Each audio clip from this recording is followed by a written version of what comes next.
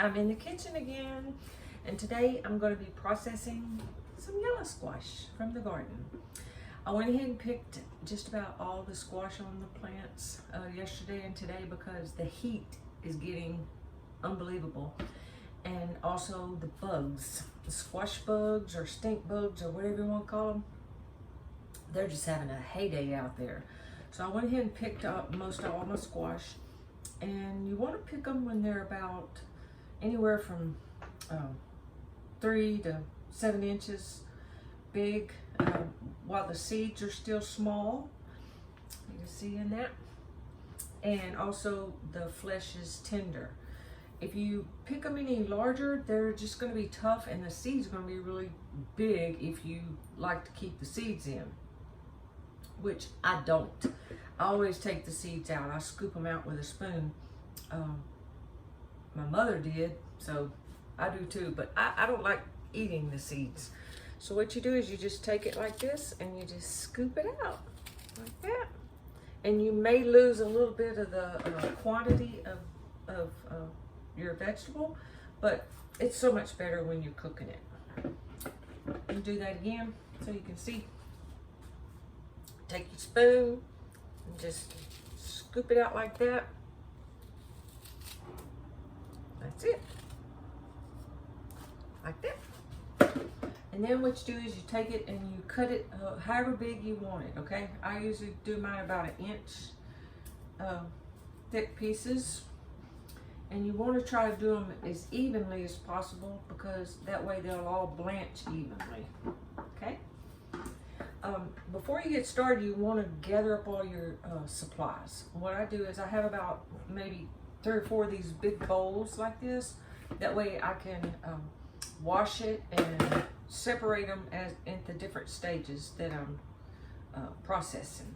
I have a bowl of ice in the sink. I have a couple of colanders or strainers that I'm going to strain them with. I have a bowl for the scraps that it's going to the mulch pit.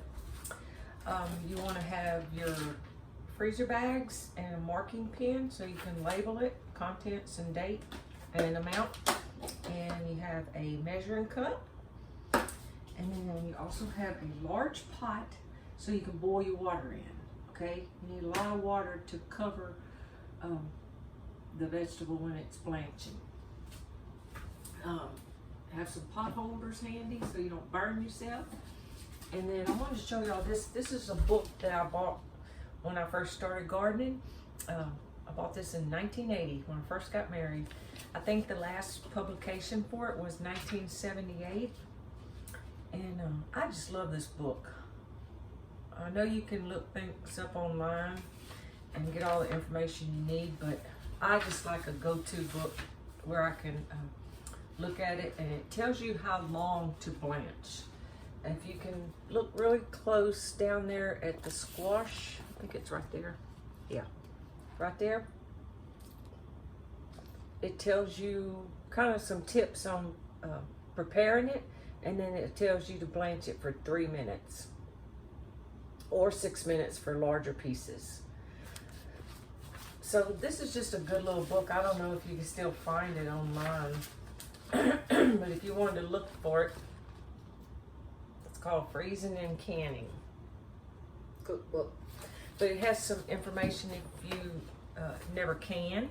It tells you about canning fruits and gives you recipes for jellies and marmalades and relishes, and also has recipes in there for desserts. I love desserts. But it's a cool book. I just love it. So what I'm doing is I'm waiting for my water to boil. And while I'm waiting on that, I'm going to go ahead and finish processing some of this so I can get it all in there at the same time. I tried killing the squash bugs and stink bugs with some diatomaceous earth, but it didn't bother them. I mean, they are so tough. They've got a really hard body. I tried insecticidal soap, and that didn't work. So I did went out there and I hand picked some of them off and put them in a jar with some soap in it. Soapy water, hot soapy water. That worked, but it was so hard to catch them. When I went to catch them, they would just fly off. So I'm just living with them. If you want to do organic gardening, you just have to learn to live with some bugs, okay? The diseases, I hate that because that will actually just wipe out your crop. But so far, I haven't had any diseases on the squash and peppers. It's mostly tomatoes that get the diseases. And then peas and beans will get diseases. So once I get all this done, I'm gonna throw them in this boiling water for 3 minutes. I'll have to set the timer because you don't want to overcook them. And a lot of people say, why do you have to blanch? Can you just put things up without blanching? Well, you can, but they're not as good. What blanching does is it stops the enzyme activity so that your vegetable is going to preserve better.